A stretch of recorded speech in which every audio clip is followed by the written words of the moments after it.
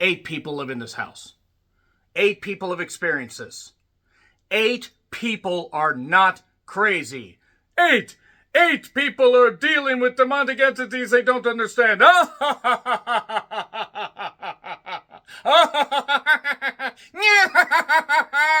Curse you, small family! The Conjuring Last Rites is the latest entry in the long-running Conjuring Universe timeline. We have focused on the lives of Ed and Lorraine Warren, played by Patrick Wilson and Vera Farmiga, and we have seen spin-offs. We have seen spin-offs that haven't worked all that well. It's been a messy timeline, folks. It really has. But the movies have grossed about $4 billion combined, and some of them were actually made for very little money. So, whatever. It's successful, and hey, I love me some horror. Good, bad, and indifferent, so it doesn't fucking matter. So I was all on board for the Conjuring Last Rites. I'll talk more about how I felt about the timeline and whether it has actually really worked or not in a little bit. But basically, if you know, you know. If you don't, this is not the best entry for you guys to dive into because you're probably going to be lost on the minutia and a few things and references and stuff like that and things that are going on that I'll talk about in the spoiler section. Basically, in 1986, Ed and Lorraine Warren, they're imparting their wisdom and offering advice to people and everything, those that are dealing with, demonic entities and, spectral shit and all this stuff going on. But they're getting older. There was stuff that happened in the third one. Again, keeping it as spoiler-free as possible. But stuff that happened in the third one that kind of made them think, maybe we need to ease back on this, even though Lorraine has the gift of being able to see the dead and see things other people can't see. And Ed uses the power of prayer and a whole bunch of other stuff and everything. And also, he's just very determined to protect his wife. And again, if I was married to Vera Farmiga, I'd protect her with my goddamn, mind, body, and soul. I like Vera Farmiga. She's actually very gifted. And I like the fact that her sister, Taissa Farmiga, got to be in a couple of these. More on that in a bit. Basically, yes, it is in 1986. You have a family that is dealing with very bad shit, and it turns out that the Warrens know exactly what this bad shit is, because it always goes back to the very beginning. They must solve this mystery before more lives are history. The Conjuring Last Rites tales, woohoo! Okay, so that's basically your non-spoiler premise right there. Other than that, let's just talk about the timeline here before I get into, any spoilers. So basically it started with the first one, which is kind of where movies should start. And by the way, in case you're not familiar, that's Patrick Wilson, that's Vera Farmiga. I really like The Conjuring. I think The Conjuring is the second best of the goddamn franchise. And then you have, basically to keep with the Warren timeline, you have this. You have The Conjuring 2 with Valak the Vile Deceiver. I actually don't think that's right. By the way, it's wild just to see this girl. She was in this, and now she's in like some other movies, and it's just wild to see that like she got this breakout role, and now she's doing so well, and it's great. So then we also got The Conjuring 3, The Devil Made Me Do It. Now I'm going to tell you what's good about these. James Wan directed them.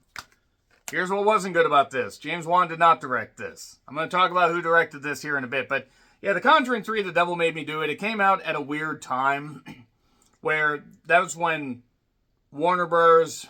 Was putting their first run movies on HBO Max as well as in theaters for the first 30 days. And really, I think sans 1 or 2, I pretty much watched all of them that day. It was great because of the pandemic and that kind of stuff.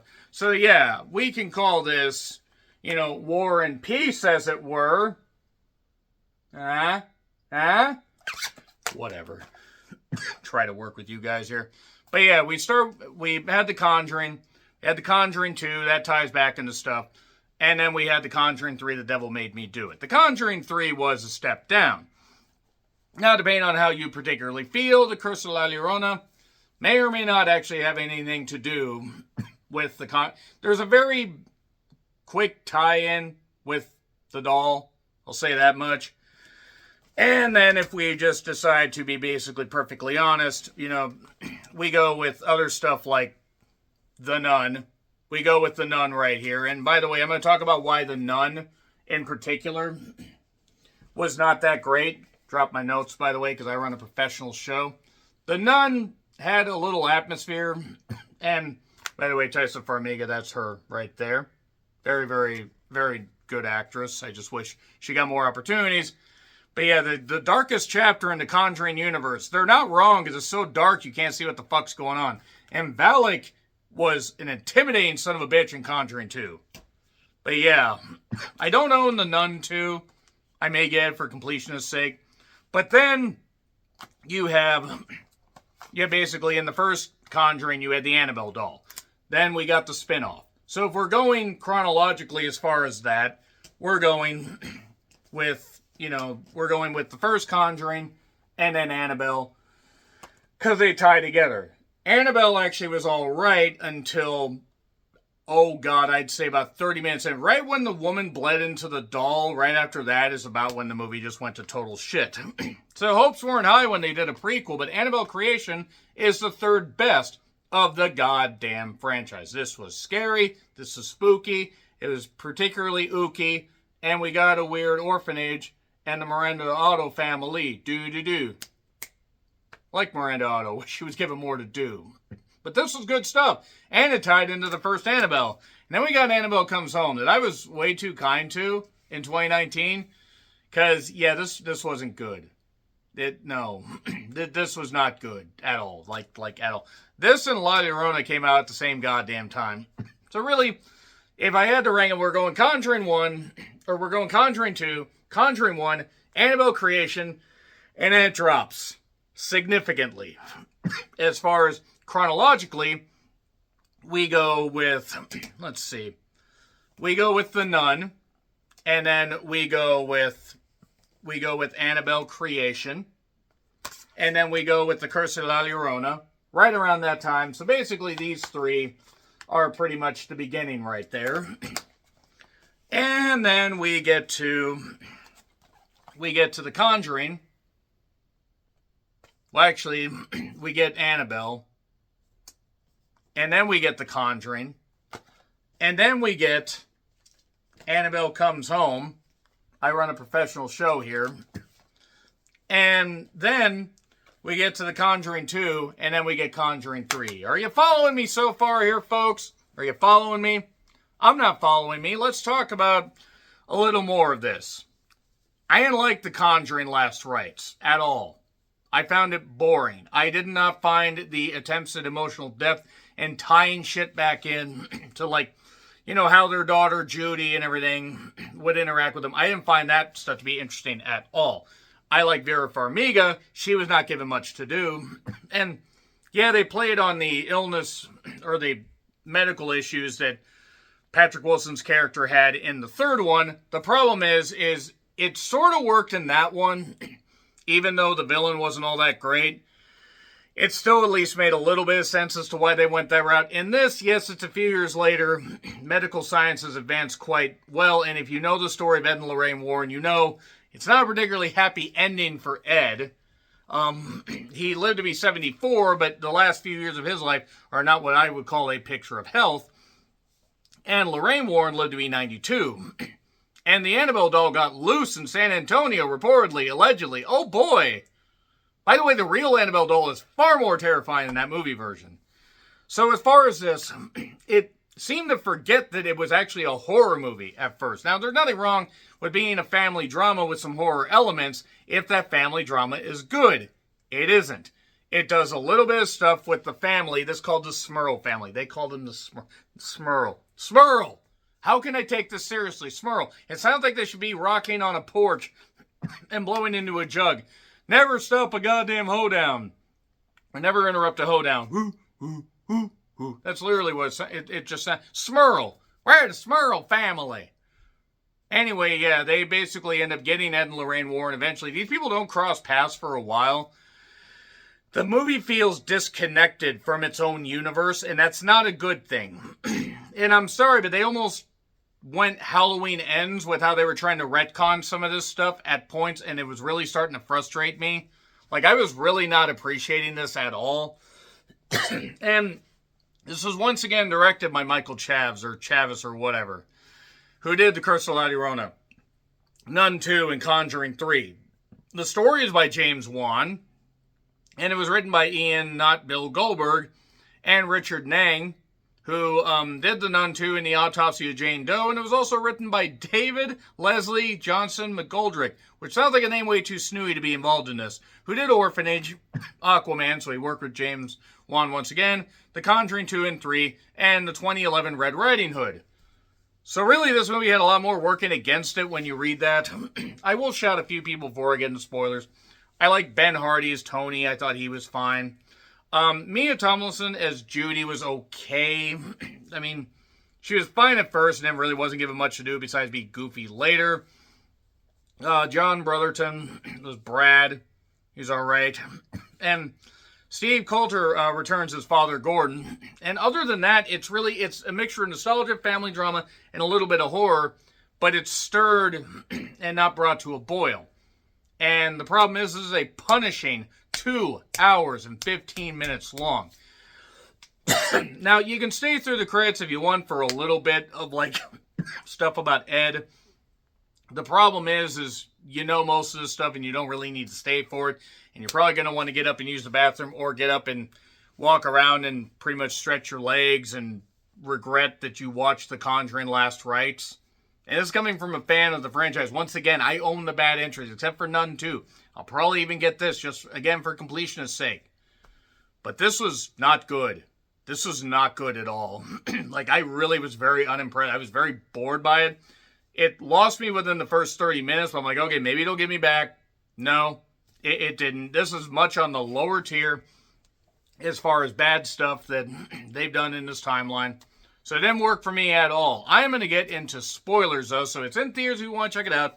Maybe you'll feel differently.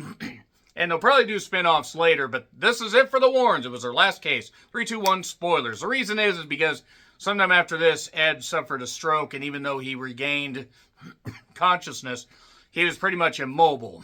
Like, Lorraine stayed by his side till he died, and then she did not remarry and died at 92. So, basically, you find out why this is the Warrens' last case. Maybe because they were bored to death, because I nearly was. Smurl family. The Smurl family. Okay, so basically, in the beginning, we get a young Ed and Lorraine. They're trying to help this antique shop owner. There's this cursed mirror with these 3 wooden child angel things there. Like a straight out Doctor Who. Except Doctor Who did it better. I don't even watch that much Doctor Who. No weeping angels in this, so you don't have to worry about blinking. But Lorraine confronts something very vicious. Something that she does not want to deal with. And she ends up going into labor because she's pregnant with Judy at this time. This is in like 1964. The antique shop owner was Victoria Granger. And she ends up going into labor, and they take that as a sign, let's go to the goddamn hospital. So Lorraine is worried that the evil followed them. Don't let it hurt the baby. And Judy's not doing all that well. She was stillborn, but then she was brought back. Everything's good. We get a brief Cliff Notes version of her growing up. Her seeing things even as a kid. Lucy Lockett found her pocket, all this kind of stuff. This weird singing rhyme thing that was supposed to be like, you're not there. Like, it's supposed to just, like, get the evil pushed out. Just don't think about it, kid. And yeah, don't worry. That dark thing that's clearly evil, that is absolutely there, is not there anymore because of the power of cutting away, I guess. So then, essentially, we find out that Judy is with a guy named Tony, played by Ben Hardy, who is a cop that ended up retiring early, even though he's a young guy, because he responded to a DV call. He was confronted by, the guy with a shotgun, and it clicked. It didn't go off, and his partner basically said he was a dead man. Something didn't click with it, but the gun was loaded. And he took that as the opportunity to realize that he has more life left to live. The Smurl family, by the way, is just totally just a non-entity in this. And the entity, whatever the fuck it is honestly, it's worse than the demon summoner in the third movie. I mean, Valak was a good one, except that you really couldn't see Valak in the first one. You could see Valak more in the second one. You just didn't want to see more of the second one because it was kind of shit. I like that main girl that was the teacher, though. Boy fucking howdy. So anyway, Storm Reed also deserves to be in better projects. That being said, Storm Reed was nowhere near this. The kids are super annoying. The grandfather's just there. It's like they were trying to recreate Blue Bloods, but it didn't quite work. And I'm not going to get into a ton of like major details. I'm just talking about a few particular scenes. Because after that, after, the opening with the Cliff Note versions and the Lucy Lockett, Founder Pie, that kind of stuff. After that, Judy keeps trying to repress that she can see things just like her mother, because I guess it's hereditary. And you can see that. Thankfully, nobody lost their head. But the mirror is gifted to them, and the dog starts barking as soon as they unwrap it. Here's my question. As intuitive as pets are, wouldn't the dog have been barking at that gift before they unwrapped it? Nevertheless, we basically, it's obvious that they're not going to listen to the damn dog, but the mirror's really creepy. It's also got a crack in it. And this mirror is supposed to be like, the mirror of the dead, the Conjuring mirror, whatever the fuck it is. But it's in their house. And then the girls are creeped out by it, so they decide to get rid of it. We hear some bumps in the night, and we see some ghost stuff. We see the doll thing, mommy, the spin around, that kind of stuff. I'm talking about people who've seen the trailers. And then the doll's held by this goofy clown makeup wearing person. Not actual clown makeup, but they look ridiculous. And I'm like, okay, no, I can't take this seriously. This is so goofy. This is so goofy. I hate it. I hate it so much. But that being said, essentially, we see just, we see that, the girl's confronted by this. We see a point where this phone, the girls are pulling on this phone cord from like the little pantry. And then the entity layer pulls on the phone while the mom's on the phone and stuff like that. But none of these scares feel earned. And then the girls decide to take the mirror and throw it away. And then it's getting crushed up on trash day. And suddenly, Dawn, I believe, is the one that starts, coughing and vomiting up glass and stuff like that. And spewing all this stuff. And oh my God. And then they're going to take her to the hospital. And then that's it. We don't see the Smurl family for like 30, 40 fucking minutes. We focus on Ed and Lorraine. And in fact, Tony wants to propose to Judy. He has a ring. He bought the ring right after he had retired. Because he said he'll find another job, but he wants to be with Judy. He knew the week that they met, the week they started dating, that she was the one. Sometimes you just fucking know. That's not creepy. Sometimes you know. When my parents got together, they knew right away. And that's just what it's meant to be. They've been together for 48 plus years now. Sometimes you just fucking know. And if you can find somebody that's your soulmate like that, you don't let them go. And Tony's not wanting to let him go. Or let her go. And Mia playing Judy, she's all right, but just, I don't know, just, it feels so disjointed and disconnected and just not very good. Just not very good at all. And Ed still has his heart problems. He's not taking on, he wants to take on cases. Lorraine wants to keep him safe. That makes sense. You want to protect your loved one. And also the fact is, Father Gordon's on the case. Because Father Gordon was there at Ed's birthday and all this stuff's going on. And Tony ends up having the ring out to ask for their blessing. And then he goes to pick the ring up because he dropped it. And then Judy sees him and says, "Is that for me?" He's like, "Yes." And she says, "Yes." So good. Okay, there we go. That was a fine scene. We mix in stuff with the Smurl family, but apparently Dawn's okay. After vomiting up glass, the two little girls are super annoying. The mirror has appeared back in the goddamn house, by the way, because you can destroy it all you want. But sometimes the entity will just stick around. And this entity basically is all tied to Judy. Judy is having more visions when she's trying on wedding dresses. She suddenly is trapped in a funhouse, mirror, bridal store thing. Who designed stuff like that? Where this girl that was working there was like under her dress checking on her. Nope, it's this weird demon thing that looks just so ridiculous. It's like a bad devil's reject out of Devil's Rejects. And then we see evil Judy tapping on the glass and then grabbing like this and that's kind of stuff. And just again, just not good. It's not good at all.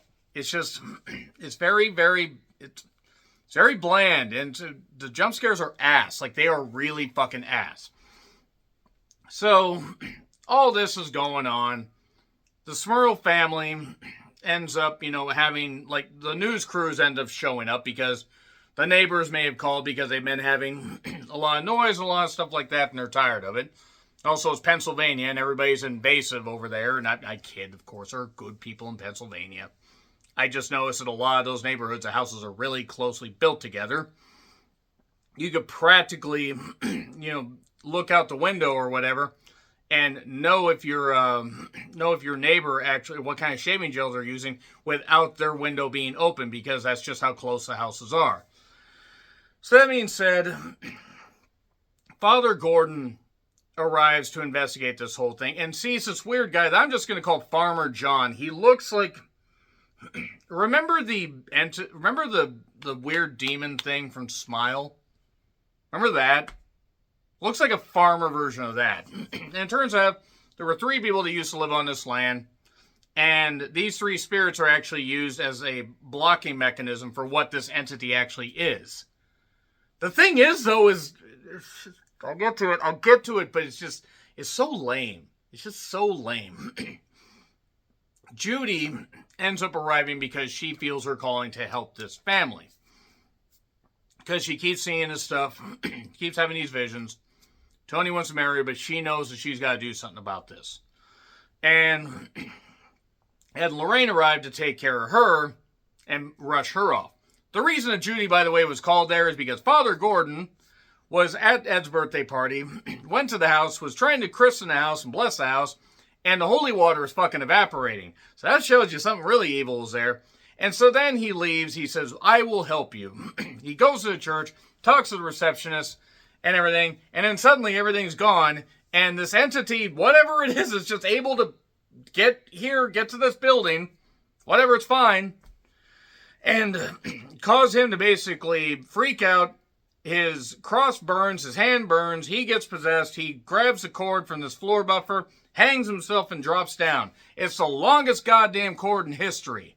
That's like a 200-foot cord. This is really stupid. The more I think about it, the more pissed off I get at this movie. So, during his funeral, almost said his wedding, 4 weddings in the funeral, that was actually more horrifying than this. But Judy touches his casket and realizes that he died mysteriously. It wasn't ooh-eyed, it was murder. So now she's there to try to help. The mirror's back. They're freaking out. Everybody's freaking out.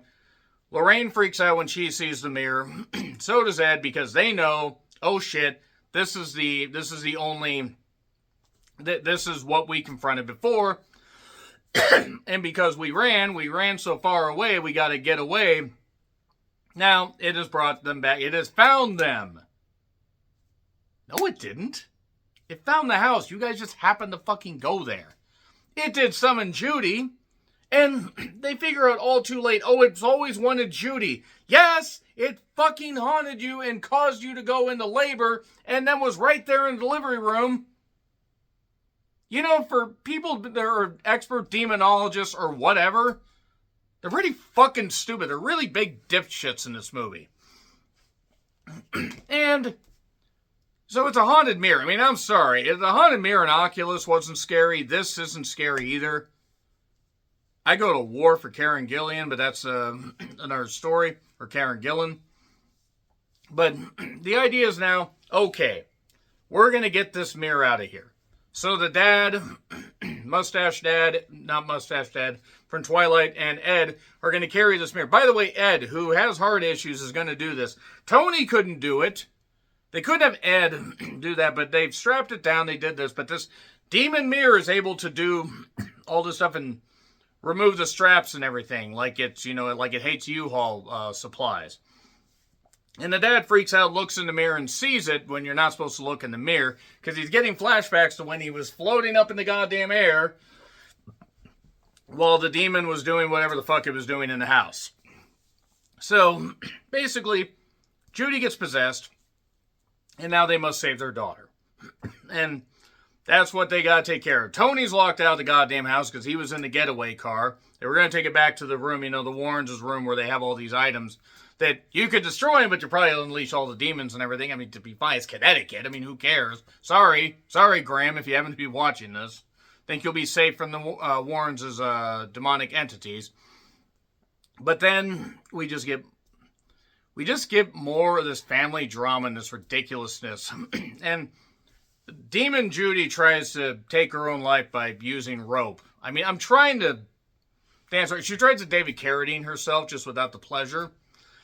And they have to cut her down while Lorraine just screams because they really don't know how to make a woman have power. And Vera Farmiga has commanded power in this. And has had good screen presence. I don't know why they reduce her character to being a whiny little brat.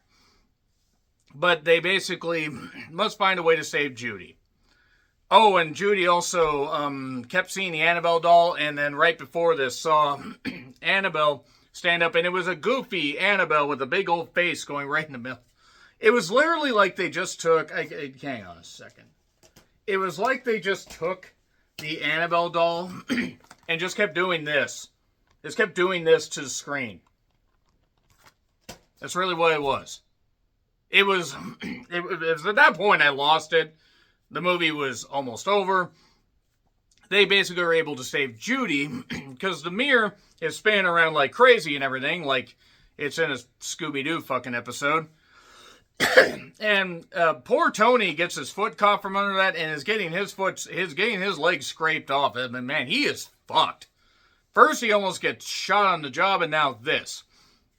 But they're trying to push it back because the mirror's wedged like this, and it's knocking all these railings over, so it doesn't want any railing kills. And Ed is trying to read from the book, but then the demon has the power to burn the book, but then he just takes the burnt book and puts it on the mirror, and the mirror's like, should have thought about that. Michael Chaves needs to not be allowed to do another horror movie if this is what he's going to do to a beloved franchise. Because he has not done a good entry. So, and I gave The Conjuring 3 some high marks in the beginning. Rewatching has proven that I was way too kind. That's like a CC plus movie. So, they're trying to do this, and Lorraine gets Judy back.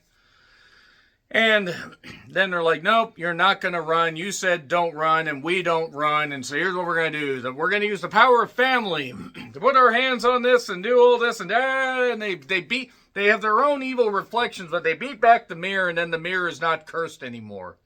So whatever fucking entity this was, just got beat. By just, What? Fucking what? I mean, I understand Valak being defeated. At least we got a story with Valak.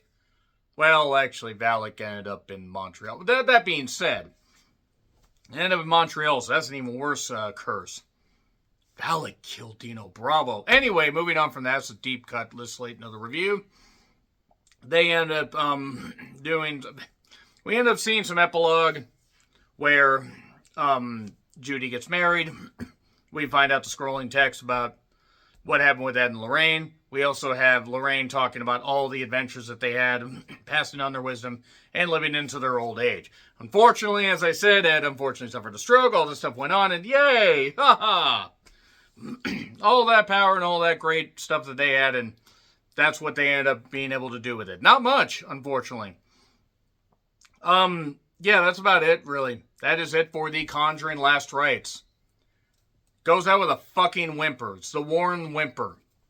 It gets an F. I'm sorry. This is not good. Major league disappointment. I didn't have the highest hopes for it once I saw James Wan was not going to be directing it, but Jesus, tap dancing Christ. Anyway, so what do you guys think? How would you rank the Conjuring Universe movies? How would you rank all of them? How would you rank the 4 Conjuring movies? How would you rank this review? Probably not very favorably because I rambled and I gambled, and I guess I always will. So, agree, disagree, what I said, like, share, subscribe, Twitter, Letterboxd, Blue Sky handles in the description. I'm John Rentlin, and until we conjure up the universe again, God forbid, happy trails to you.